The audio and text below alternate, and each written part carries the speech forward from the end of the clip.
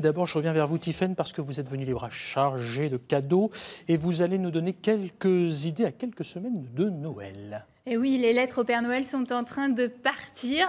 Les enfants les ont rédigées, mais ils ont peut-être oublié de mettre quelques livres dessus. Donc j'avais des idées pour le Père Noël. Et vous l'avez peut-être remarqué, cet hiver, c'est Ernest et Célestine qui nous accompagnent, puisque le dessin animé est sorti sur les écrans le 22 novembre. Et en librairie, il y a de très jolis livres à découvrir. Et d'abord, un livre théâtre où Ernest déclare son amour à la jolie petite Célestine, une souris qu'il a adoptée après l'avoir trouvée. Alors à chaque page, il y a une référence à leurs célèbres aventures et cette magnifique déclaration d'amour, c'est très doux, c'est très joli et c'est à raconter en tournant les pages. Et si vous avez oublié leurs aventures, eh bien il y a un joli coffret avec 3 histoires de Gabriel Vincent, publié toujours aux éditions Casterman.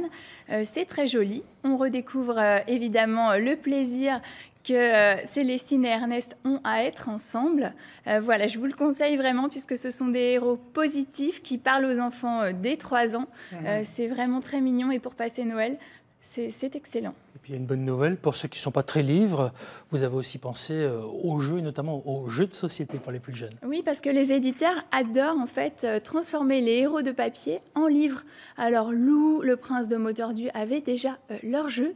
Et bien maintenant, la famille Souris a le sien. Vous connaissez la famille Souris, Pascal ? Je ne connais pas la famille Souris, non. Ah, eh bien, la famille Souris, c'est une très jolie famille avec papa, maman, les grands-parents et 10 souriceaux quand même. Oui, quand même. Et alors, leurs aventures sont à retrouver dans un livre qui regroupe 4 histoires publiées à l'École des loisirs.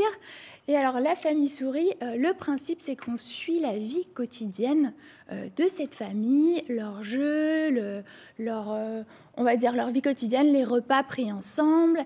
Et alors, c'est très joli. C'est réveillon chez eux. C'est inspiré de la vie quotidienne au Japon. Et on se retrouve le nez au milieu de la nature, au niveau des grenouilles.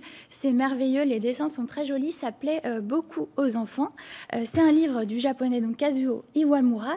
Et le jeu qui a été choisi, c'est un loto, puisque c'est à partir de 3 ans. Donc il fallait un jeu simple, mais ça a été pimenté avec des petites règles de rapidité, des cartes perturbatrices. C'est de 3 à 103 ans. Ce sera parfait au pied du sapin pour jouer après la bûche. D'accord, parfait. Bon, on a beaucoup parlé des tout petits, Tiffaine, mais pour les plus grands, on va dire, vous nous amenez un livre, je crois, à partir du collège, c'est ça ? Oui, c'est le cadeau incontournable de cet hiver. Vous voyez la couverture ici, ça s'appelle La Belle Sauvage, c'est de Philippe Pullman aux éditions Gallimard. Et alors, c'est le livre qu'on attendait depuis les années 90, depuis La Croisée des mondes, une trilogie quand même de plus de 1000 pages qui s'était vendue, tenez-vous bien, à 20 millions d'exemplaires. Ah oui, quand même. Eh bien, ce livre-là, La Belle Sauvage, c'est l'histoire de Lyra, mais 10 ans avant. Alors là, Lyra est un petit bébé de 6 mois qui est déjà menacé. Et pour l'aider, un jeune garçon de 11 ans nommé Malcolm va tout faire et même s'enfuir sur son canoë pour la protéger. Alors, on retrouve le talent de Philippe Pullman et notamment son invention, les Demons. Alors, les Demons, vous savez ce que c'est, Pascal ? Moi, je ne sais rien ce matin. Eh bien, c'est un petit animal que vous portez sur l'épaule ou que vous emmenez avec vous et qui reflète vos sentiments, qui est le prolongement de vous-même. Et ça, c'est passionnant, c'est typique de la fantaisie de pouvoir offrir en fait un monde merveilleux qui pourtant résonne avec l'actualité. Donc, l'intolérance religieuse, la fraternité, le courage, vous retrouverez tout ça.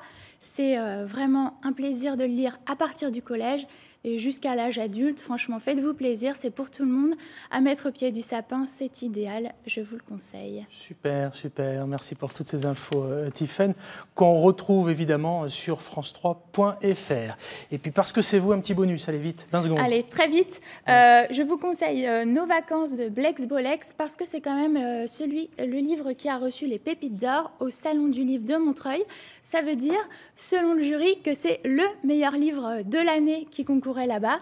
C'est l'histoire d'une petite fille qui voit débarquer chez son grand-père pendant ses vacances un éléphant qu'elle trouve pâteau, ridicule, pénible en gros. Alors il n'y a aucun texte, ça se lit en diagonale, c'est entre l'album et la bande dessinée, c'est pour les enfants à partir de 6 ans Et c'est un petit air de vacances d'été dans ce grand froid. Merci de nous avoir réchauffé nos cœurs et avoir ajouté quelques petits cadeaux à glisser sous le sapin. On va